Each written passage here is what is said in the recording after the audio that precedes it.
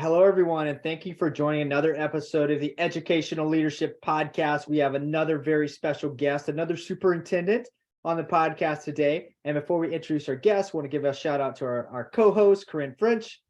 Hello, everyone. So glad to be here today. Yes, exciting. And we also want to give a shout out to our sponsor. Ideal Impact is giving hundreds of millions of dollars to school districts around the great state of Texas. It's not a grant, it's recurring revenue every year. So if your district needs more funding that doesn't involve taxpayers and the government and voting and all that stuff, reach out to Ideal Impact because they can get you funding really quick. And so let's introduce our guest today. We have Superintendent Dr. Kelly Burns from Redwater ISD. Dr. Burns, thank you for joining us. Well, thank you. I'm very excited to be here. Yes, we're excited to have you as a guest today. And for those that are listening in, could you share a little bit about your background leading up to where you're at today in public ed? Absolutely. I started my education career as a coach and math teacher with a little PE thrown in there. You know, I was a coach. And when I got out of coaching, I went into 8th grade math and Algebra 1 teaching. And then after that, I had started my principal certification, but I made the leap to junior college, and I taught math at the junior college level as well as holistic health, and I coached softball. So from there, I got the call up, if you will, to Division I, and I coached Division I softball for 3 years. During all that time, I completed 2 master's degrees, one in educational leadership and one in Master of Science in kinesiology.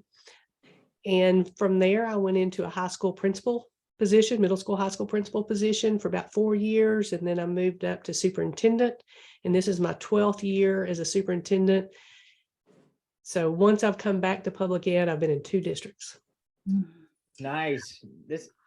I'm gonna go with the first question because Gary was always like, "Oh, that's an interesting background." And I'm like, "Oh my gosh, I work at a university and I was a trustee, and so I love hearing how you went to the college level for a while and then came back. That's fascinating to me.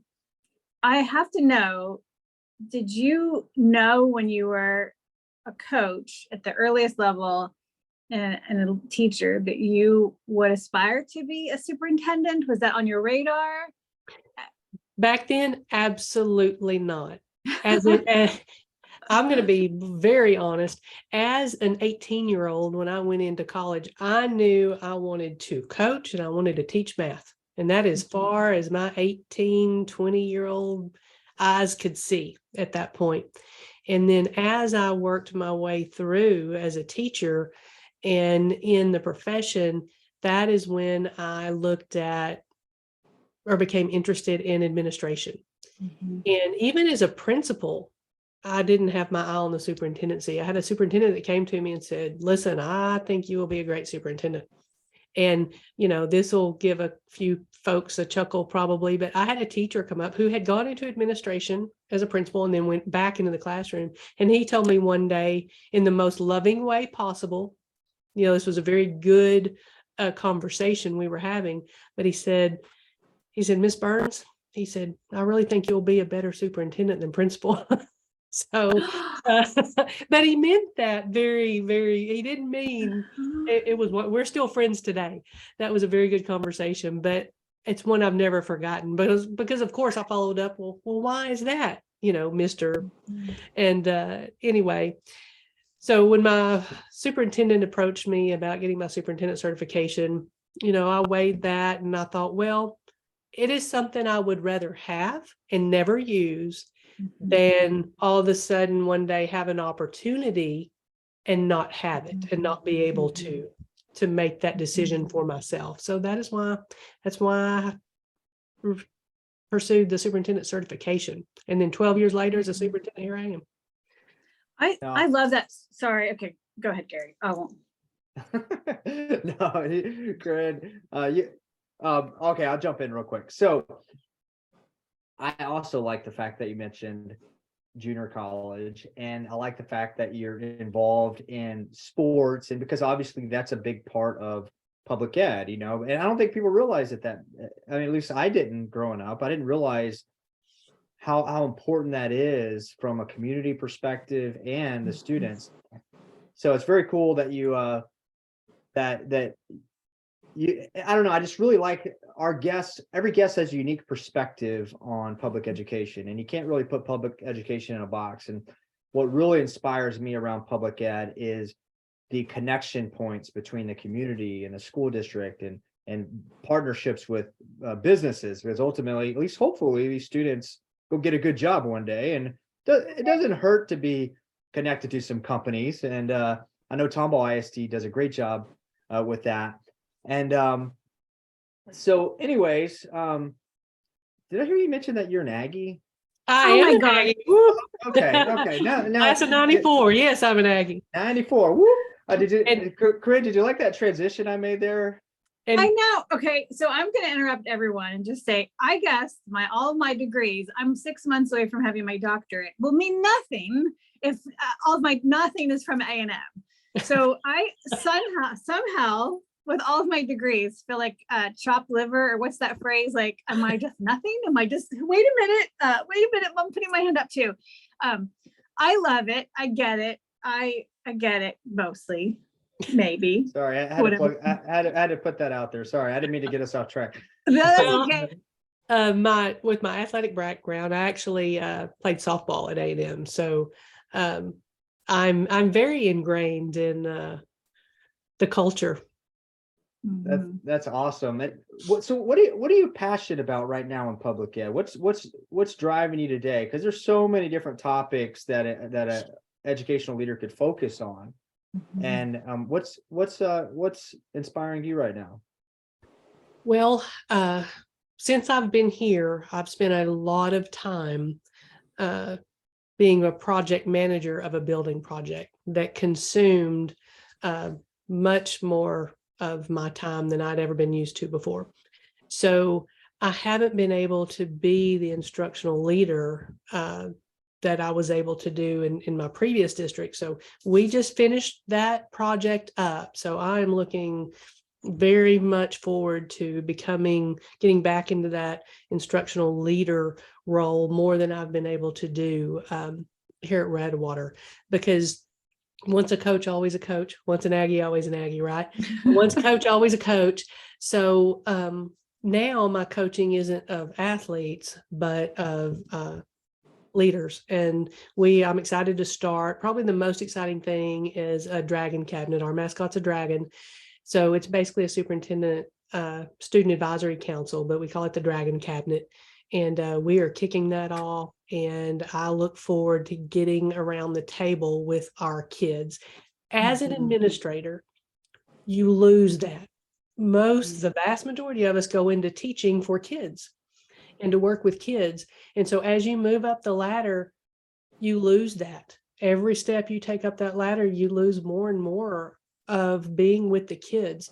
So this is one way that I get to start interacting one-on-one and as a group with the kids. So that is what I'm most excited about. I love that Dr. Ott, the superintendent of the year, was on a few months ago, and he mentioned how intentional he is to make sure he's spending time with the students. And so I appreciate that you're mentioning that I think that in a small district or a large district, you have to be just as intentional. So the district size, I don't think matters. It's the intentionality. What would you say to a district that doesn't have a superintendent advisory committee? Like, how did it take you a long time to get your board on track with that? Or did you follow what another district is doing? And go ahead and talk about like a little bit of that process and then some things you hope to get out of it. Well, I'm going to go all the way back to my first year here. This is something that I've always wanted to do and haven't done it until now. But my very first year going through, they had just passed a bond. I was hired the month after they passed the bond. So I was the one to see the bond through and all the construction. But when they passed the bond here, we did not have a set of plans. They were just more broad topics. We're going to add on to the band hall. We're going to add classes to the high school. We're going to fix our drainage issues, things like that. But we did not have an architect. We didn't have a construction company, any of that. So I start through that process. So after we chose the architects, one of the things that I did do is go to the student council at the high school. And I said, this is what we're getting ready to do. What are some things, because a big portion of this bond was in addition to the high school. What do you want as students? And let me tell you guys, they came up with 3 or 4 things that honestly, as an adult and as an administrator and as a non-architect, if you will, I probably wouldn't have thought. They wanted wider hallways because our buildings at the time were older and had narrow hallways, and then with lockers added in there, made them even skinnier. So that's one of the things that we incorporated in the build were larger hallways. They wanted more natural light. Oh, Yes, and I loved that. So we incorporated that in as well. And we even knocked out a wall. One of the parts of it was an expansion to our cafeteria, and we knocked out a wall, an exterior wall of our cafeteria, and put windows across that wall so they could get some more natural light. And I mean, those were just 2 of them. And they wanted more color. They wanted, they wanted it brighter. So that meeting was crucial and wonderful. And we were able to fit that in the plan, because when I sat down with architects, I'm like, this is what the kids want, and this is what we're doing. These are easy things. And anyway, so that wasn't necessarily a superintendent's cabinet, but I see moving forward that with projects as we continue, that the Dragon Cabinet will be, that's who I will ask as moving forward. But yes, we did look at how other districts were doing it to kind of structure ours. One of the things that I wanted to do is I didn't want kids handpicked because of who they were or who they weren't. So what we did is we did an application process, and we're a Google school. So anybody that was interested could apply. I asked 4 very open-ended questions. And so they answered them. We had a deadline. And then I took that spreadsheet from the Google form from the survey, that application, and removed all the names. And I let each of the principals score the answers of the questions, not knowing who they were. Love it. Love it. And that's how we narrowed it down. And we did 2 from each. Right now we're doing 2 from each campus, starting with 7th grade up. And as we move forward, I want to drop down even into the lower grades and include them as well. But I very much wanted it to be inclusive. But what they put on that application mattered. So they could get a score of 1 to 10 for each question. So I told the principals who were scoring those that, you can have 15 10s or 15 1s, they get, and then we just tallied the points and went from there. Did that answer your question? That is so beautiful. I try not to get emotional and cry and like be all that, but the way you described that, and it is so inclusive and so simple and so respectful of your group. And that makes me think of local control. You don't want the state telling us how to have a superintendent's advisory committee or that your Dragon Cabinet, that the state doesn't need to, the TA doesn't need to put a ton of rules on you for that.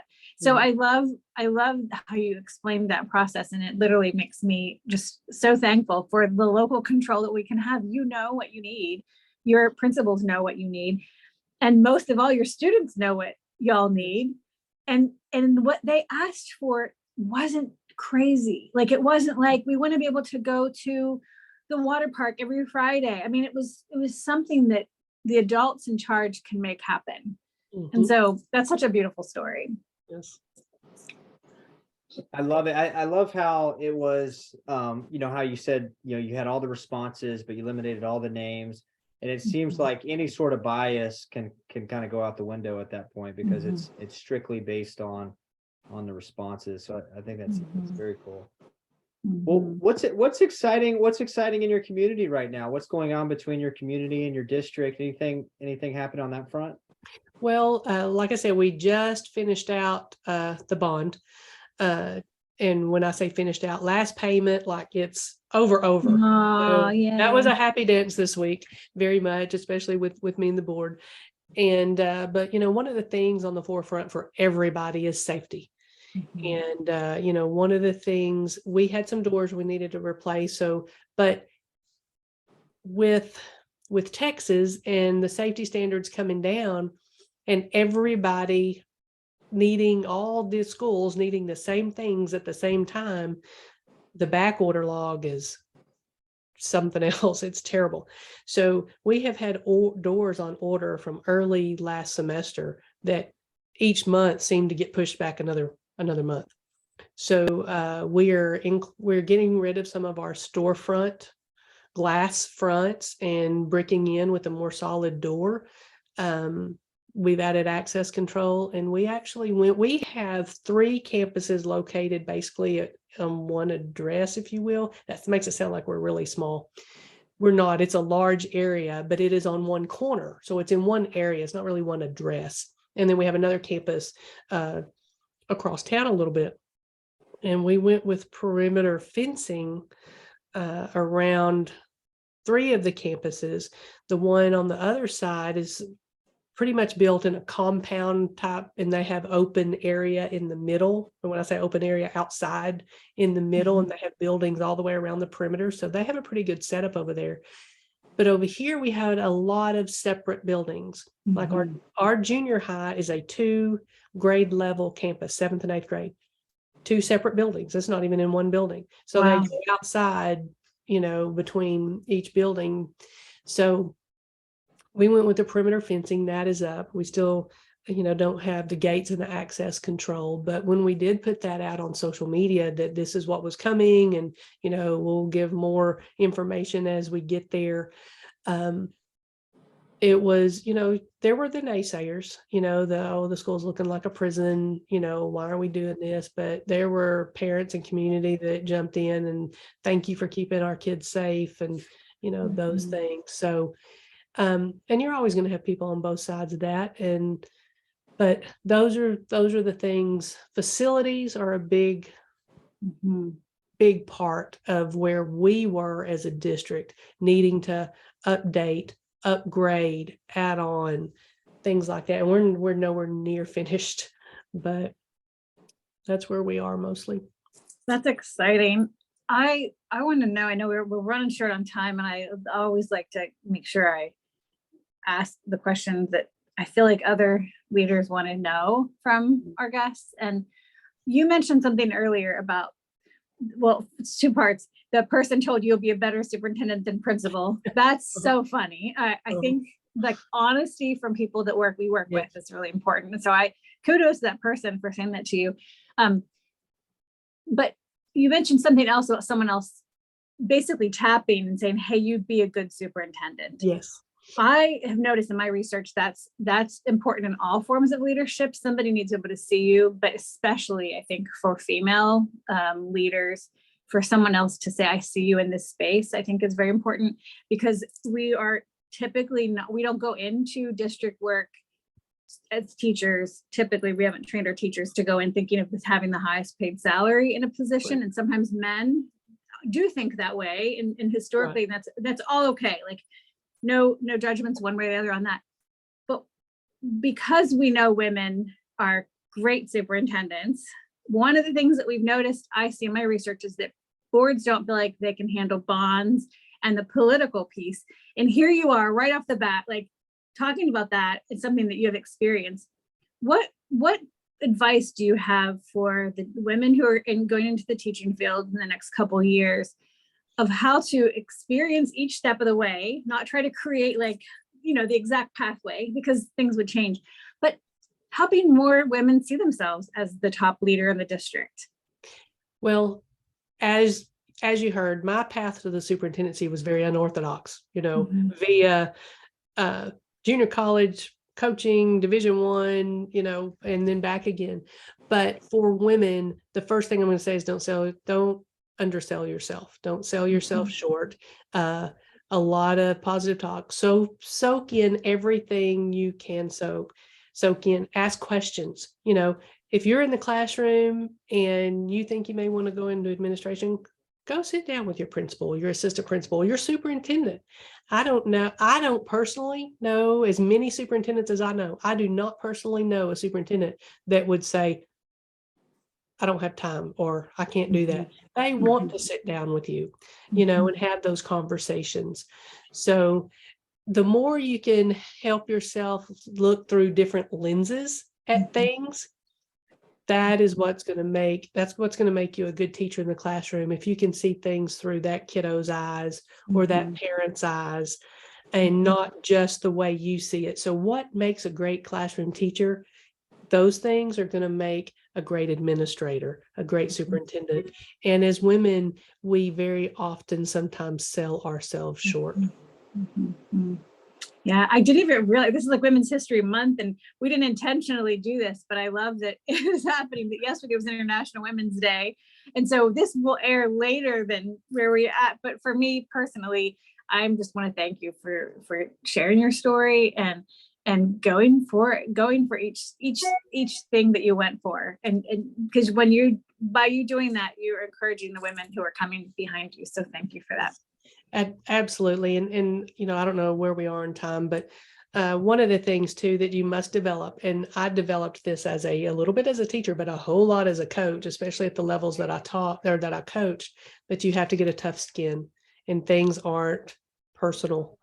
Even when people try to make them personal, you have to be able to separate yourself and know that usually when somebody is unhappy, it's not about you, it's about them. Really what's going on or something. And but you have to be able to have that tough skin, and you have to be able to reflect as well, because we all mess up. We're all human. None of us are perfect. And you have to be able to reflect and make the changes that you need to make when there has been a mistake. And you have to stand up in front of people and say, I messed that up. And, I will fix it. And if I had it to do over again, I would. You have to be able to do those things. Yeah, I love it. It sounds like, a lot of that's just character traits, right? Something which also can be developed. And you think about seeing things from different perspectives. It takes a certain level of humility to be able to do that, versus, a lot of ego and feel like you're always right kind of thing. So love that. Also, women leaders, y'all are kind of making the path for a lot of women to follow you. I have 3 daughters, and they're very young. So if they happen to listen to this podcast in 2043 or whenever that may be, they'll get to hear, who is making a difference and creating a pathway for themselves. So I really appreciate what y'all are doing as well. And I just want to thank you so much for being a guest today on the podcast. Well, thank you very much for the invitation and for the patience. So very much enjoyed it. Our pleasure. I'm going to ask the final question. Gary usually does it, but I'm going to do it. Okay. Who should we have on our podcast? So do you want to give a shout out to another superintendent, another school leader, administrator, can be a trustee, but you can give us more than one also, and we'll reach out to them and see if they'd like to share their story. Current or retired, or does it matter? Anything. Yeah. Anything. Wow. Dr. Kathy Allen is wonderful. She is retired, but a wonderful mentor, many years of wonderful experience. Goodness, I could give several.